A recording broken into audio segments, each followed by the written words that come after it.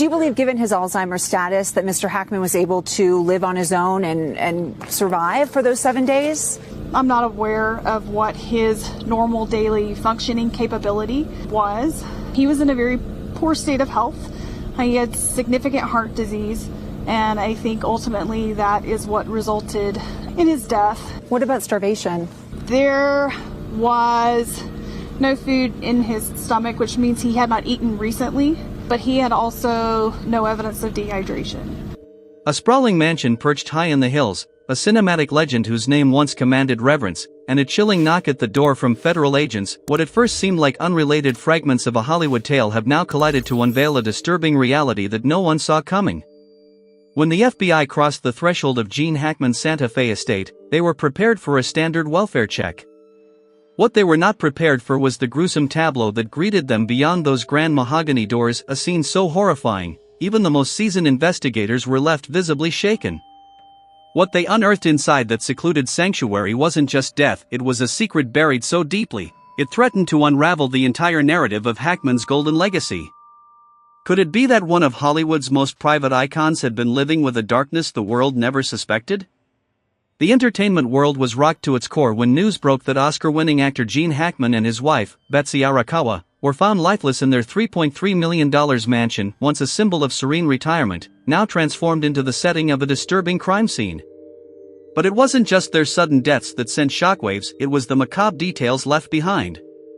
Prescription pills were scattered like confetti across the polished floors, doors were inexplicably flung wide open as if someone had fled in a panic, and, most bizarre of all, a mummified corpse was discovered among the chaos. What was initially dismissed as a tragic domestic accident soon took a turn so dark, so unnatural, that the FBI immediately launched a high-level probe. If this was just a case of natural causes, why did the evidence scream of something much more malevolent? Hackman and Arakawa had cultivated an image of quiet retreat, far from Hollywood's glitz and drama, choosing instead the hush of Santa Fe's hills. But now that very silence, their deliberate seclusion, has become a focal point of suspicion. For weeks before their bodies were discovered, the couple had vanished from public life. No calls. No sightings. Not even a whisper from inside their heavily gated estate. What was happening behind those opulent, ivy-covered walls? And why does every uncovered clue deepen the dread instead of bringing clarity? The deeper investigators dig, the more this case reads like a chilling psychological thriller rather than a domestic tragedy. Behind those walls, something happened, something Hollywood isn't ready to accept. What truly sent alarms ringing wasn't just the silence, it was the stillness. For nearly 14 days, not a soul had seen or heard from Gene Hackman or his wife. In a community that prized privacy above all else, their absence didn't raise immediate red flags. But then, a single moment shattered the illusion of peace. A maintenance worker, tasked with a routine check, noticed something strange, a door swinging open in the breeze. In this tightly controlled neighborhood, that was akin to a siren. Trusting his instincts, he stepped inside and straight into a nightmare. There, on the cold stone floor, were the lifeless bodies of Gene Hackman, Betsy Arakawa, and one of their beloved dogs. It wasn't just a discovery, it was the beginning of a true Hollywood horror. The timeline of their deaths remains a mystery. Some experts say they had been deceased for days before being found. Others suspect something even more unsettling, that someone or something may have been watching them, waiting for the right moment. Their bodies were found in unusual locations, hinting at a sudden collapse, or perhaps something more deliberate. Could they have been poisoned? Staged? Or was it a psychological unraveling that led to a fatal decision? The longer the investigation drags on, the more the public begins to question everything they thought they knew about the couple's peaceful lifestyle. If their seclusion was meant to protect them, it failed horrifically. The once idyllic mansion, a symbol of luxury and calm, has now taken on a spectral presence. Every hallway, every room seems to whisper secrets. The very walls feel as though they're holding back a scream. Federal agents are now poring over every detail, and the evidence they've uncovered is painting a chilling picture. Why were pills tossed haphazardly in multiple rooms?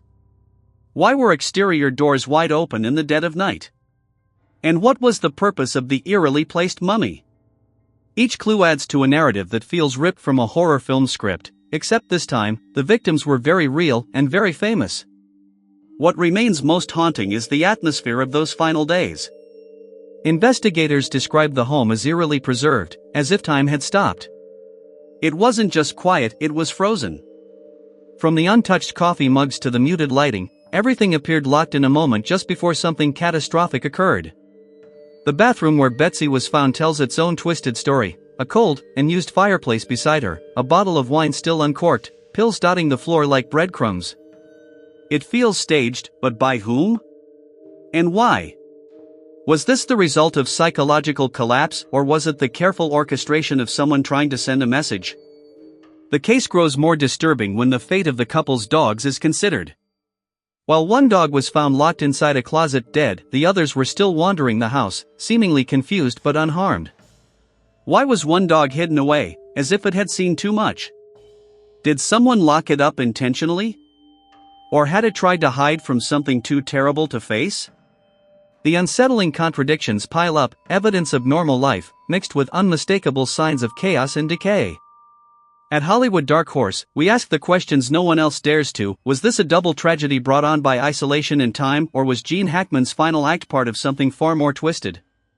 The once glorious Santa Fe mansion, once a retreat of luxury and legend, now reeks of something far more chilling: emptiness.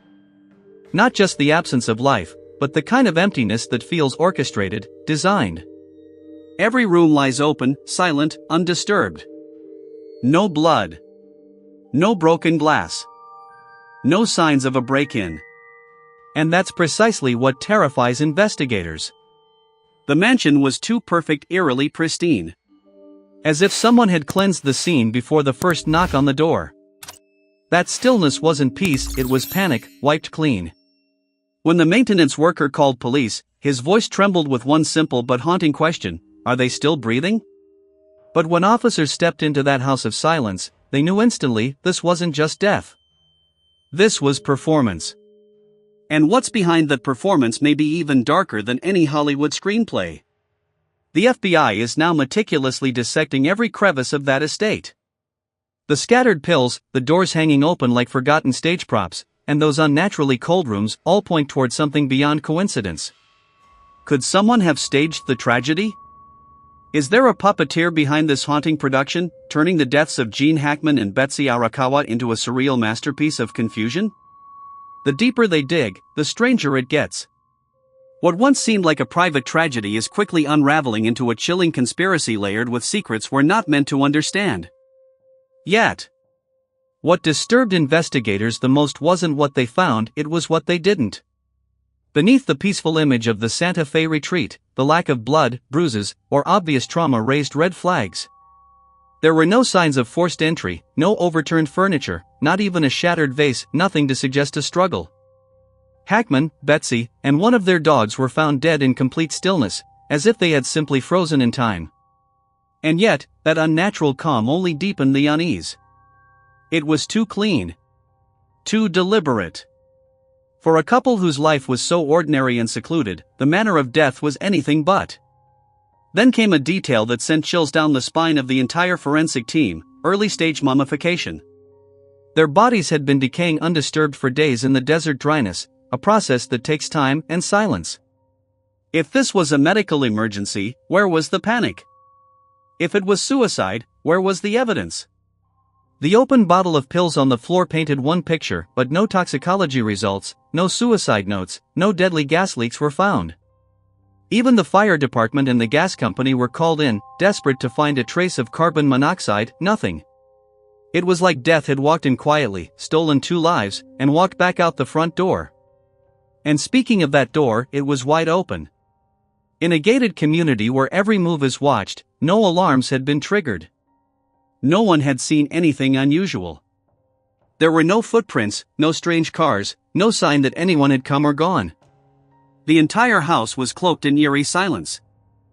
No smashed windows, no kicked-in doors, just quiet. That's what disturbed investigators most. This was not a scene of violence, but a scene of erasure. As if whatever had happened had been wiped clean. Was it an accident?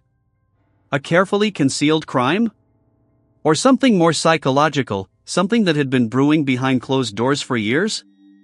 And then, there it was. A single image that burned itself into the minds of every officer and forensic expert present, an open pill box, pills strewn across the bathroom counter like forgotten candy. It wasn't just messy, it was desperate. Deliberate. This was the scene beside Betsy Arakawa's lifeless body. But was it the result of panic? A cry for help? Or a sinister setup?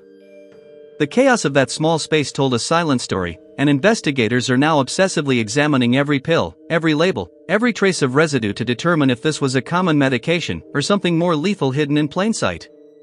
To those who knew Betsy, the idea of her being involved in a tragic overdose seems unthinkable. Friends describe her as warm, thoughtful, meticulous. She wasn't someone who made fatal mistakes. That contradiction between her personality and the scene has baffled experts. Why was there no evidence of self-harm? No note, no explanation? If this was intentional, it was expertly disguised.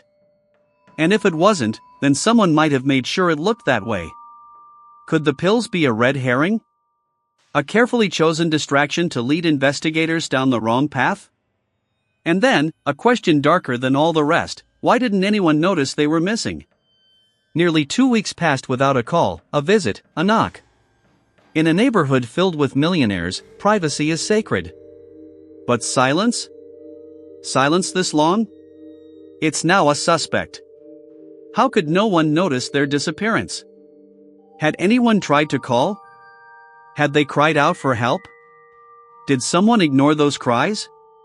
Or worse, did someone make sure they'd never be heard?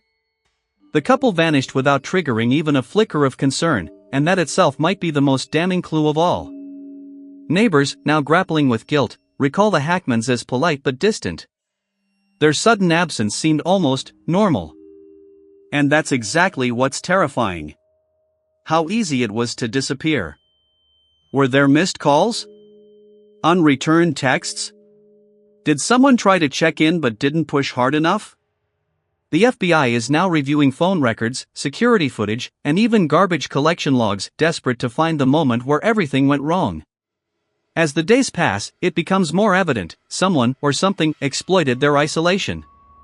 At this point, no theory is too wild to consider. Was it a tragic accident masked by coincidence? Or a perfectly executed plan that left no fingerprints? Forensic investigators are circling every detail. The cane.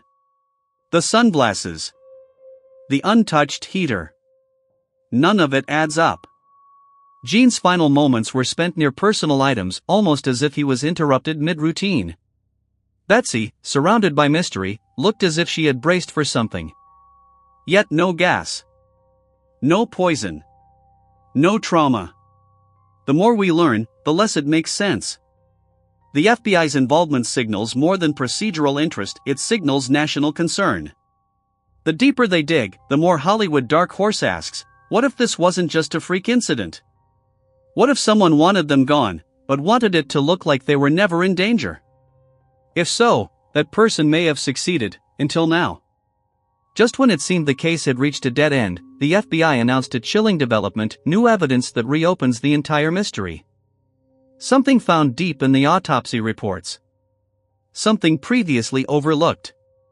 Something that changes everything. We'll be breaking that revelation down in our next episode. You don't want to miss it. Make sure to like, subscribe, and smash that notification bell, because the truth behind Gene Hackman's final days isn't just strange, it's sinister. And here at Hollywood Dark Horse, we uncover what others won't dare to say.